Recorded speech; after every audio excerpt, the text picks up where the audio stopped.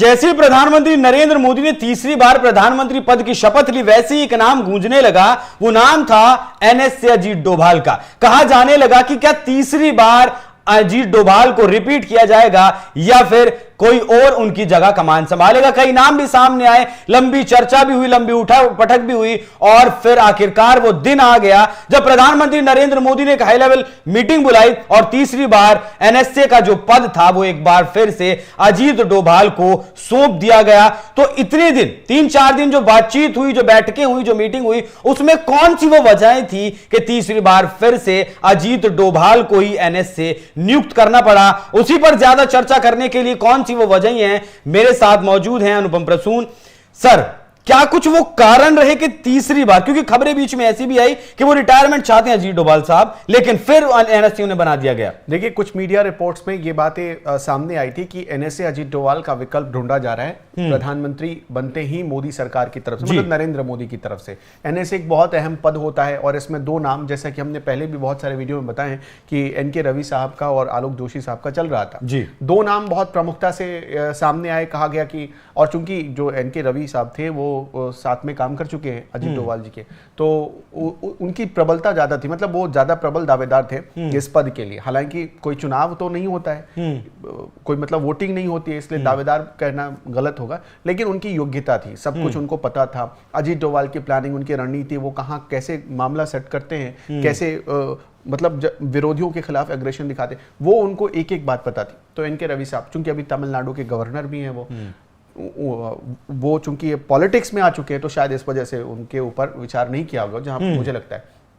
दूसरे नाम आलोक जोशी थे, जो कि रॉ में रह चुके हैं, उनको भी बहुत बहुत बड़े बड़े ऑपरेशंस का उनको अनुभव है, उनका नाम सामने आ रहा था। लेकिन आलोक जोशी का भी नाम आखिर वक्त में कट गया।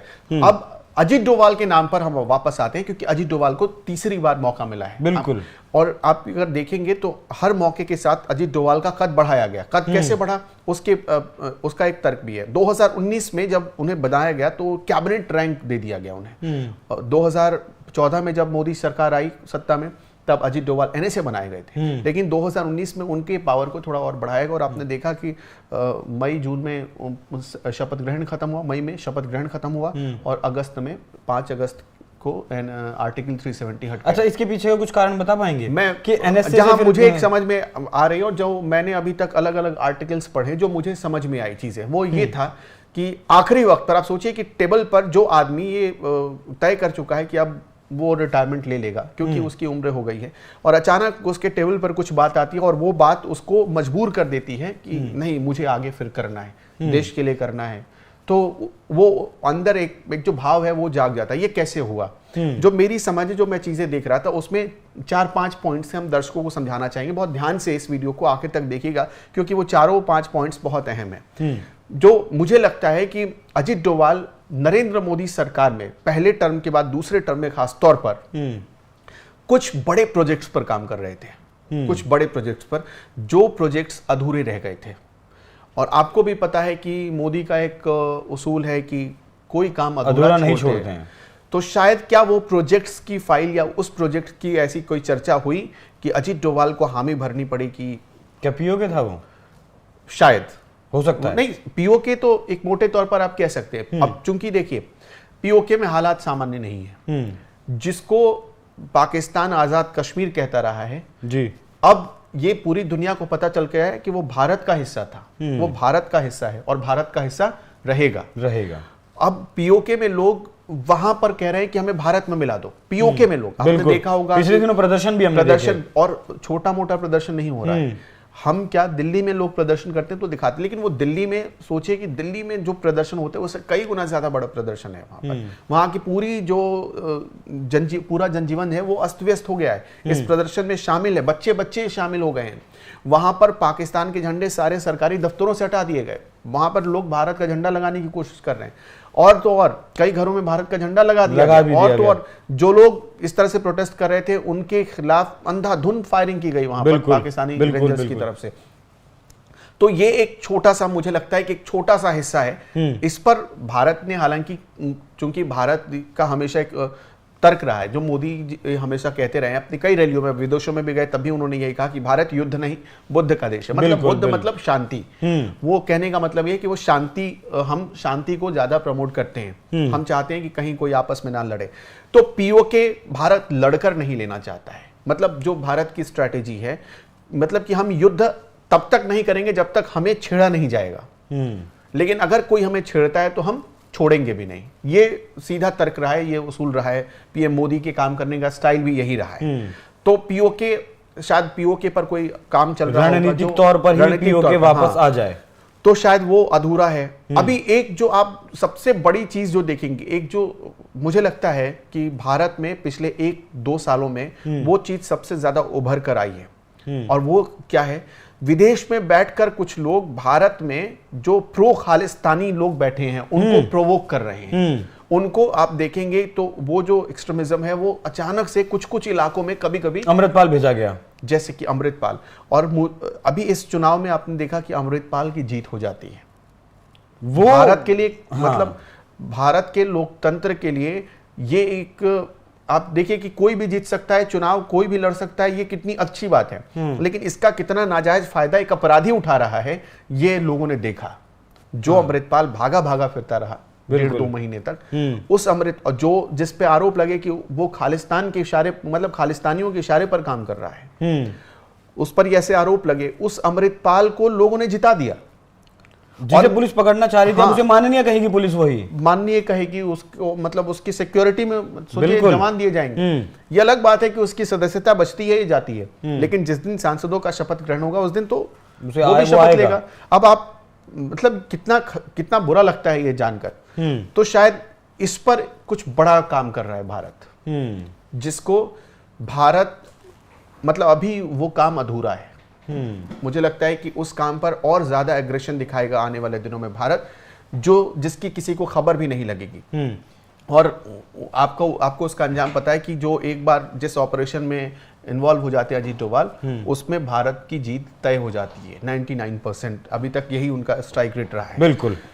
जो इसके अलावा जो एक और बात रही है वो है, आपने कुछ देखा होगा 2014 के बाद से, 2014 के पहले का भारत, बहुत सारे लोग जो विदेशों में जाते हैं, कुछ एयरपोर्ट्स तो ऐसे होते हैं जहां भारत की करेंसी लोग एक्सचेंज नहीं करते थे, अब करते हैं। आपने देखा होगा, मुझे याद है हरभजन सिंह और एक सिंगर है हमारे मिका, उन्होंने ऐसा वीडियो डाला था पिछली बार, उस वीडियो बहुत वायरल हुआ था।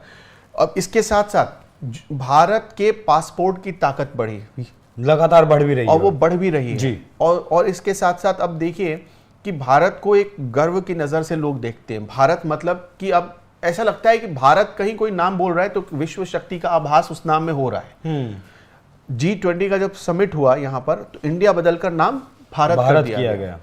तो भारत के नाम से, और दूसरा कि भारत की बढ़ती शक्ति के पीछे किसका हाथ है, किसका चेहरा है, नरेंद्र मोदी का। ये जो पूरे वर्ल्ड में ब्रांडिंग हुई, कहा जाता है कि इसके असल में जो मतलब प्लानर थे वो अजीत डोभाल थे। अजीत डोभाल हैं, और इसीलिए उन्हें, क्योंकि इस बार चुनाव में थोड़ा फीका रहा, जो मोदी का रन था वो थोड़ा सा फीका हमने फील किया। रिजल्ट जो आए वो यही बता रहे थे।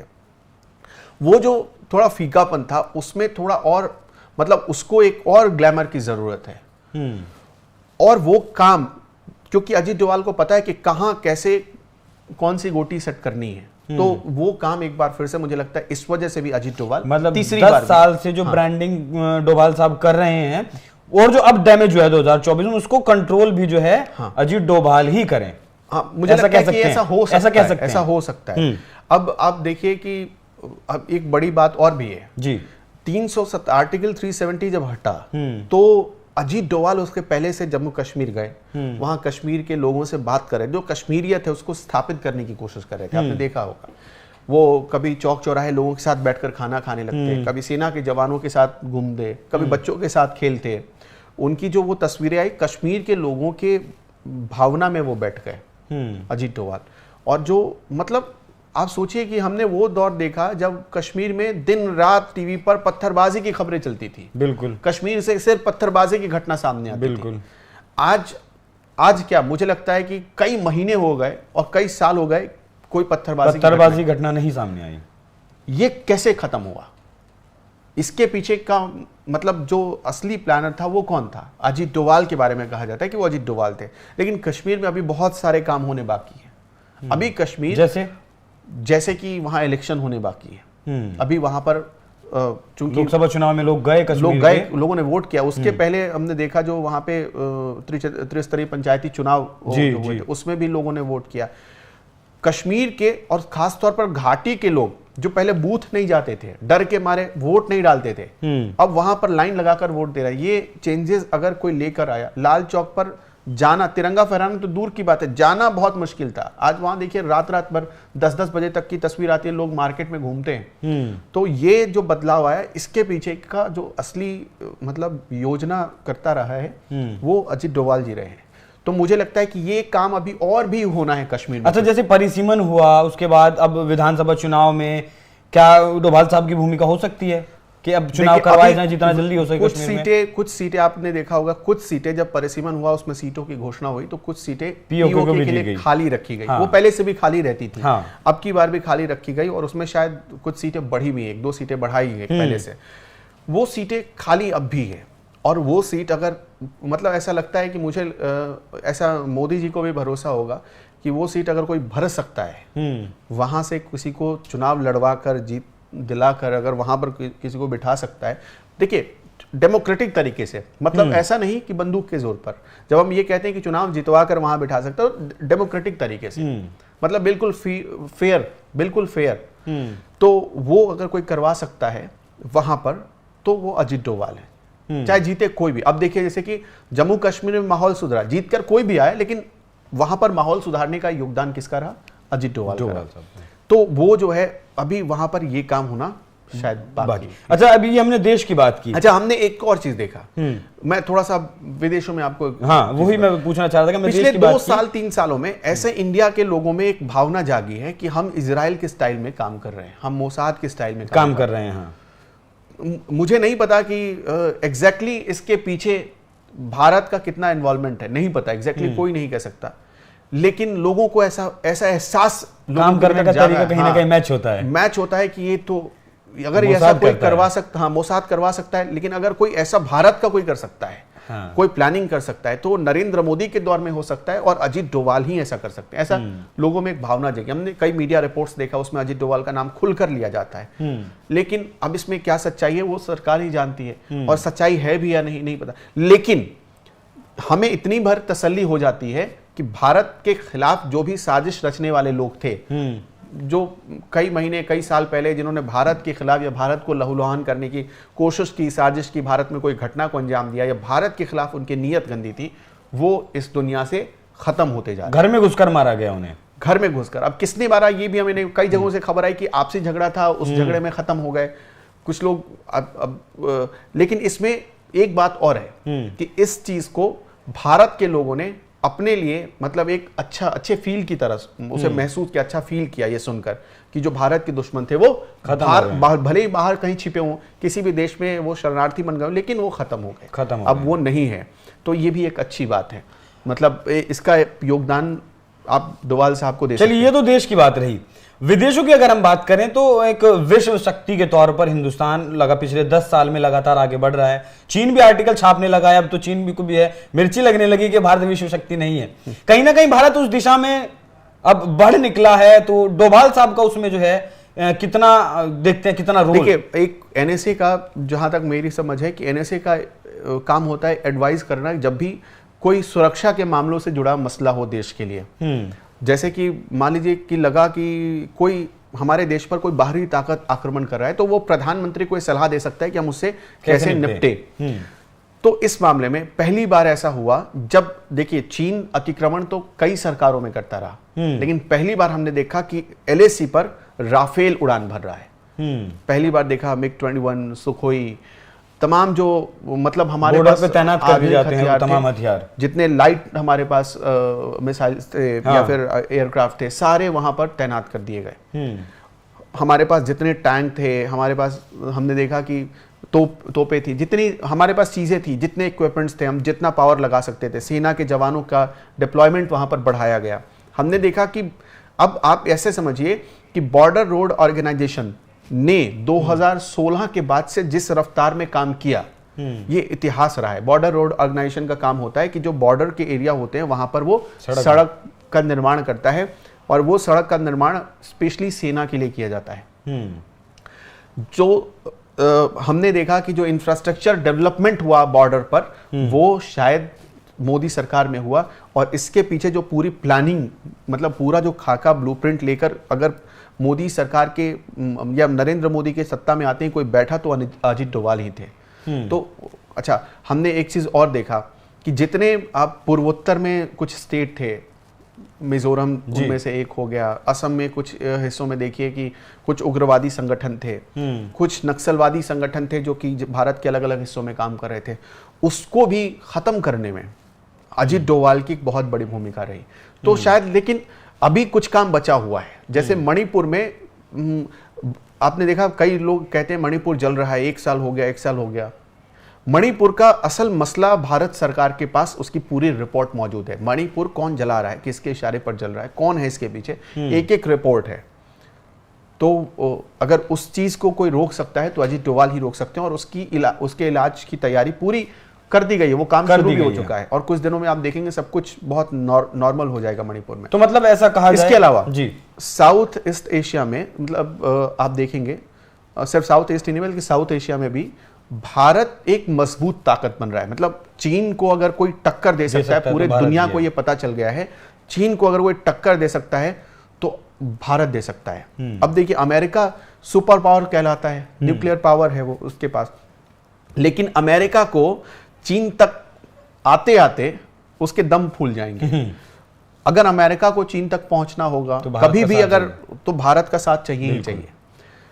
ऐसे सोचिए कि चीन घेराबंदी के तमाम उपाय कर चुका है वो, जैसे वन बेल्ट रोड उसने बनाए, सीपैक बनाया, लेकिन कोई फायदा उसका नहीं हुआ।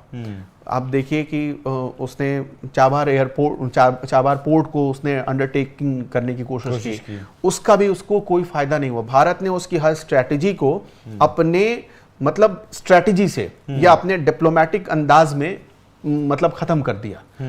आज ईरान, एक समय ईरान को भड़काया उसने भारत के खिलाफ, एक समय श्रीलंका को उसने भारत के खिलाफ भड़काया, नेपाल को अभी भी उकसाता है बीच बीच में, बांग्लादेश को उसने उकसाया।